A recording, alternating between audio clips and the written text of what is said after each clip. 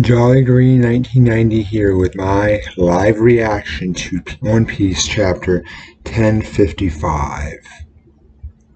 Sorry about the resolution, we're kind of in a storm where I'm at, so there's a little issue.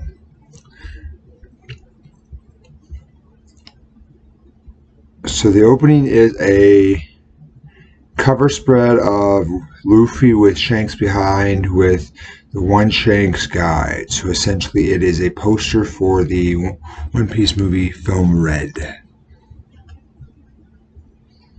Chapter picks up literally right where we left off with essentially is Green Bull fighting Momonosuke and the Scabbards. Stop, Yamato. Why? Why won't you let me fight? You mustn't lay a hand on him. Nimpo Scroll Jutsu. Raizo. Fire. Release. Going after Green Bull. Just kidding. Fireproof force. You're up against the Navy Admiral. You think I wouldn't be able to guard against such an obvious weakness? Green Bull is a beast. Raizo gets hit with like a spit of a root. Man, he's getting sucked. Like what he did with Queen and King. Raizo, Daniel! No matter how much we cut, she keeps strong. He must have some weakness. Is weed whacking really all we can do? Scabbard's getting manhandled. Castle basement. Kozuki security room, even further down. So now we're going with Robin, essentially a law. You did well to sniff us out. You make it sound like I'm a hyena. I simply noticed the two you weren't with the others. Naturally made me wonder if you were up to something. Be careful where you step. The ground is covered with mold. I never told Orochi or Kaido about this passage, but they were still able to find the poneglyph in no time. Because they had a fishman on their crew, the All-Star Jack. So it is confirmed Jack was a fisherman. We kind of already knew that. The fact that when he was defeated by essentially the Janisha the elephant, essentially he didn't die when he was on the sea. How would being a fisherman help? This will clear it up when you see it. How far does this go? Let's see. I would say a few hundred years deep. Where's the dim light coming from? There's a glass block window at the end of the crawl space. You can climb in there and take a peek, which should be already see below sea level. No fair. Is that Wano underground?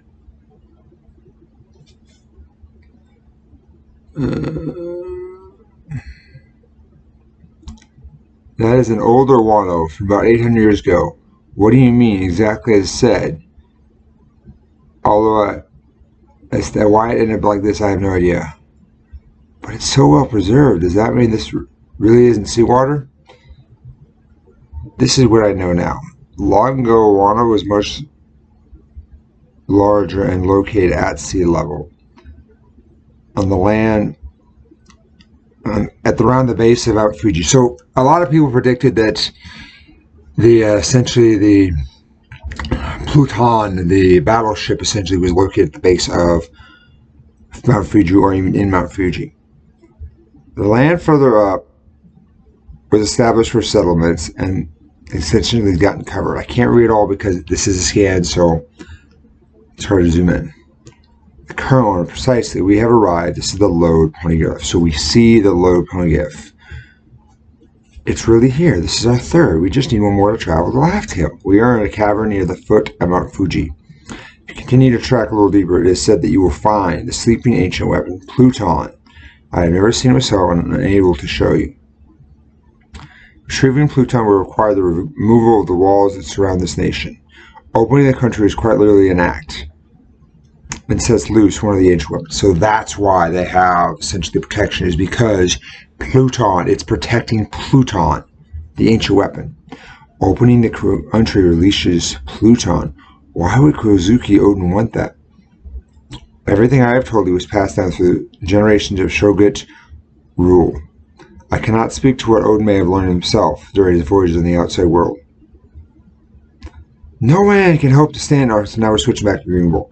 No man can stand up against the force of nature alone. God, if Kaido was still in charge, I wouldn't have come here. I'm sure living under his regime was miserable, but the order he imposed was the deterrent that kept other predators from targeting your country. Just bring me Straw Hat Luffy already. I'll leave it you be after I take his head. Let's go call Luffy and the gang and show this guy as well. No, that isn't acceptable. The same goes for you. Do not touch him. After all a time, Shanks of Onigashima, you have your chance to be free. That is why I refuse to taint your send-off.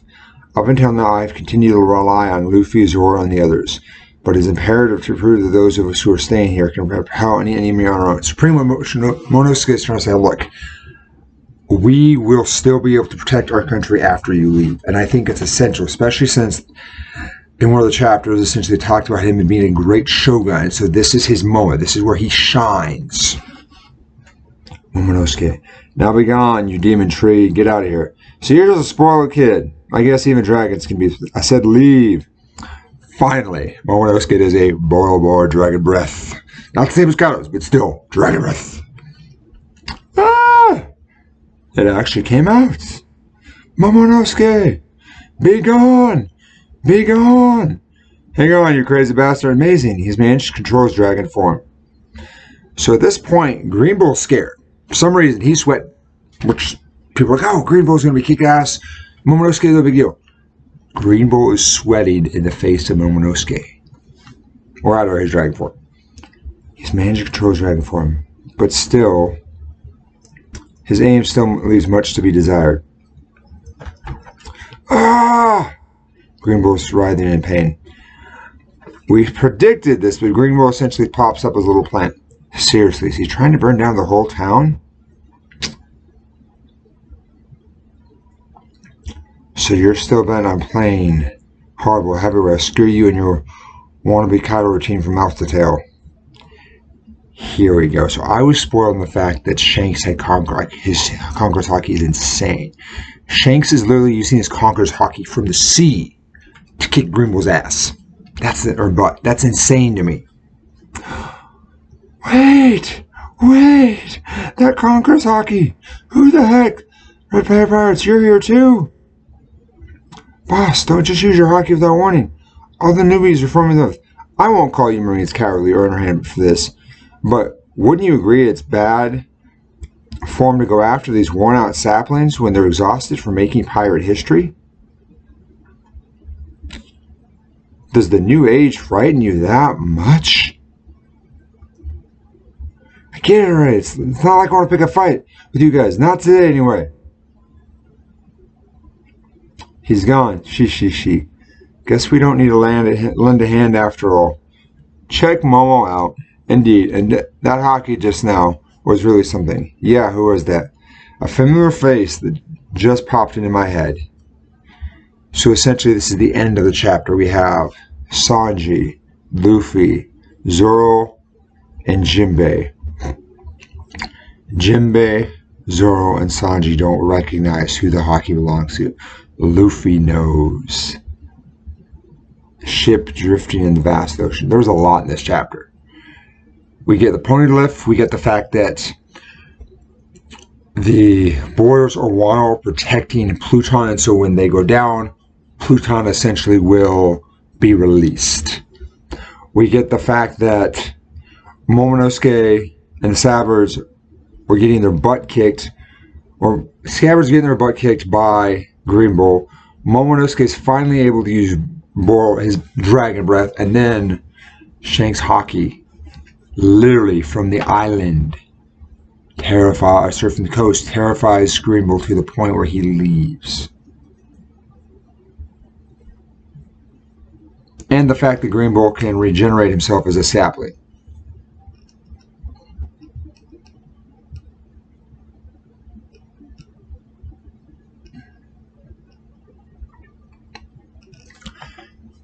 And I like the fact that Shanks says the new generation frighten you that much. So, one of the YouTubers I watched essentially talked about in the Ace novel, Shanks really likes putting down young punks. But at the same time, to me, from what we know from the story, he inspired the young punks as well. So I think it depends on if they're really having a goal and they're following kind of Roger's dream. he will embrace and he will lift them up. But if they're literally just going around trying to cause havoc, thinking they're hotshots, sometimes like this thing was kid, he's going to do everything in his power to try to put them down. Wonderful chapter. I struggle with doing chapter ratings. I like this chapter. The action was phenomenal. That's why, to me, yes, last chapter was amazing. There's a lot of detail, but this one had more action-packed. I really like the poneglyph information. I really like the information about Pluton.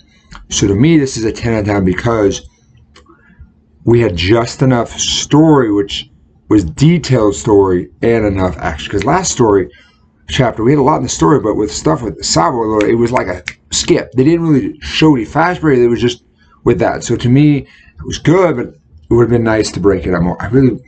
I would have liked if we'd gotten like a 10 to 20 chapters of Reverie, because there's so much, and I don't think we ever will.